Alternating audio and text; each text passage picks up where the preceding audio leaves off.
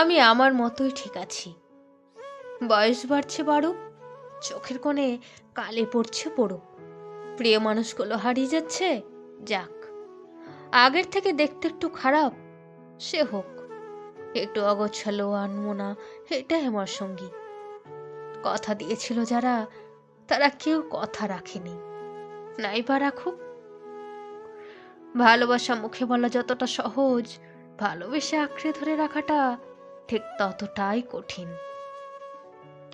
মোট কথা হলো, আমি আমার চোখে সুন্দর, কারণ মনের মতো করে নিজেকে সাজানোর কোনো ইচ্ছে নেই। যার ভালোবাসার ইচ্ছা, সে আমাকে আমার মতো করেই ভালোবাসবে, না হলে থাক। কারণ আমি সব থেকে দামি।